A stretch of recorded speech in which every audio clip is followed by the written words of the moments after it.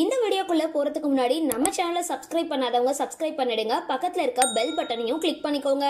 வாங்க வீடியோக்குள்ள போகலாம். தென்னிந்திய சினிமாவில் 90s காலகட்டத்தில் ரசிகர்களோட கனவு கன்னியா திகழ்ந்து வந்தவங்க தான் நடிகை சோனியா அகர்வால். இயக்குனர் செல்வராகவனை காதலிச்சு திருமணம் செஞ்சு சில ஆண்டுகள்லயே அவர் கூட ஏற்பட்ட கருத்து வேறுபாடு காரணமா விவாகரத்து பெற்று பிரிஞ்சுட்டாங்க.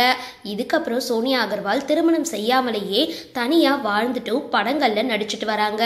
சமீபத்துல அவங்க கொடுத்திருக்க பேட்டி ஒண்ணுல, நான் காதல் கொண்டேன் படம் பண்ணும் பொழுது அது சின்ன பட்ஜெட் படம், ஆனா பெரிய வெற்றி பெற்றிருந்தது. எப்பவுமே கதை தான் ஜெயிக்கும். முன்னாடிய விட இப்ப சோசியல் மீடியா மிகப்பெரிய அளவுல வளர்ந்துருச்சு. அதன் மூலமா பலரோட அன்பு கிடைச்சிருக்கு. காதல் கொண்டேன் பார்ட் 2 வர பிளான் இருக்குது. அது குறித்து என்கிட்ட பேசினாங்க.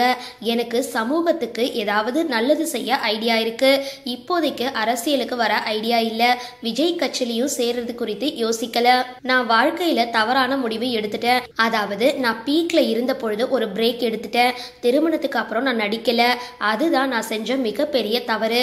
நான் புதுப்பேட்டை படத்துல நடிச்சிட்டு இருந்த பொழுது பிரபாஸ் கூட தெலுங்கு படம் ஒன்னுலயும் ஜூனியர் என்டிஆர் கூட ஒரு படத்துலயும் நடிக்க வாய்ப்பு வந்திருந்தது. ஆனா கால் ஷீட் பிரச்சனை காரணமா நடிக்க முடியாம போயிடுச்சு. அந்த 2 படமும் தெலுங்குல பெரிய அளவுல வெற்றி பெற்றிருந்தது அப்படின்னு சோனியா அகர்வால் தெரிவிச்சிருக்காங்க. சரி, இந்த வீடியோ பத்தின உங்களோட கருத்துக்களை கீழே கமெண்ட் பாக்ஸ்ல போஸ்ட் பண்ணுங்க. வீடியோ பிடிச்சிருந்தா லைக் பண்ணுங்க, ஷேர் பண்ணுங்க, மறக்காம டிபி காபி சேனலை சப்ஸ்கிரைப் பண்ணுங்க.